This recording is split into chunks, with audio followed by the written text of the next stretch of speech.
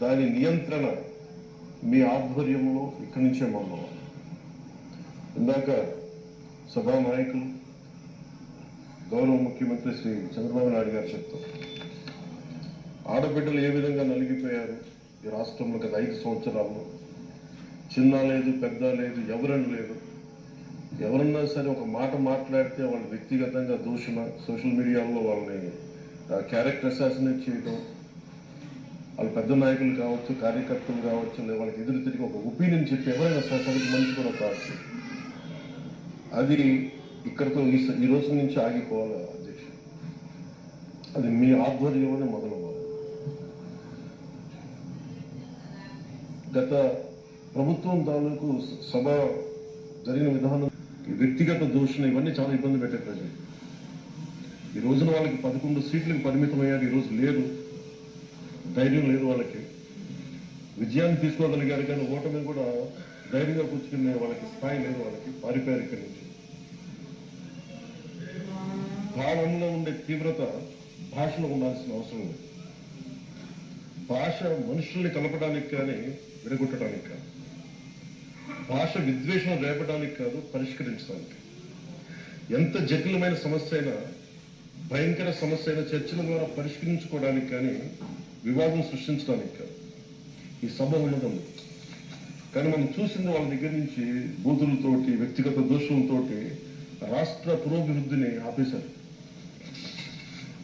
అలాంటి సభ కాకుండా ఇందాక మన పెద్దలు శ్రీ గౌరవ ముఖ్యమంత్రి చంద్రబాబు గారు చెప్పినట్టుగా ఇది భవిష్యత్తుకి ఇది ఒక ప్రమాణిక, ఒక ప్రమాణం అవ్వాలి. 2047 వరకు ఇంత అద్భుతమైన స్థానంలో మనకి ఆంధ్రప్రదేశ్ తెలుగు జాతి అత్యున్నత ఉన్నత స్థాయికి వెళ్ళాలంటే ఈ రోజు మనం వేసే ప్రతి అడుగు అది భవిష్యత్ తరాలకు ఒక నిర్దేశక, ఒక టచ్ స్టోన్ గా ఉండిపోవాలి, గిట్ రాయిగా ఉండిపోవాలి. ఈ రోజున ఈ సభలో ఉన్న గౌరవ సభ్యులందరూ చట్టాలు చేయడానికి ఉన్నారు, చట్టాలు ఉల్లంఘించడానికి కాదు.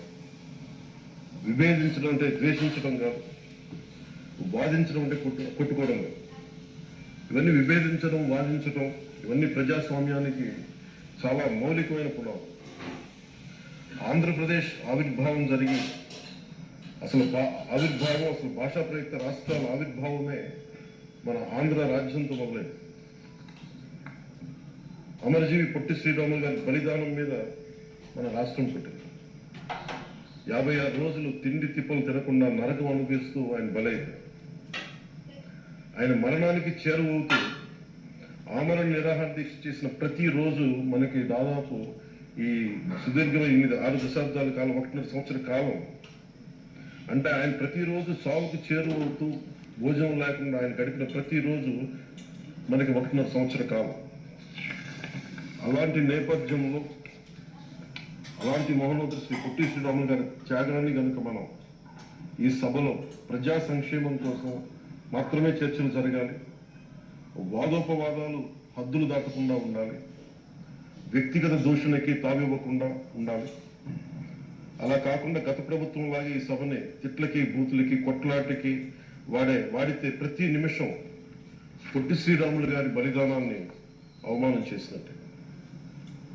ఒక గొప్పవాడు, ఒక మహానుభావుడు బతికినప్పుడు మాత్రమే కాదు, చనిపోయిన తర్వాత కూడా కొన్ని తరాలు ఉపయోగపడతారని నిరూపిస్తారు.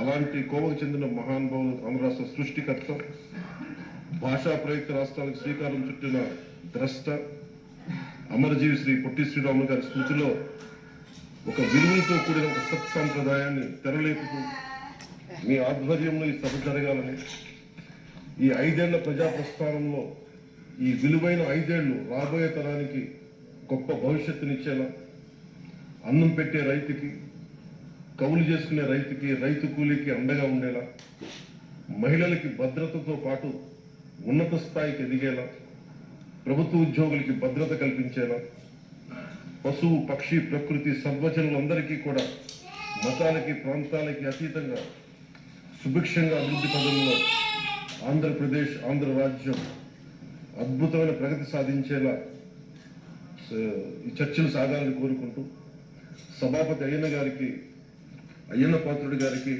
మీ ఆధ్వర్యంలో ఈ సభ ఒక సరికొత్త సాంప్రదాయానికి, సత్సాంప్రదాయానికి ఇది తెరదీయాలని కోరుకుంటూ మీకు మరో శుభాభినందనలు తెలియజేస్తున్నాను.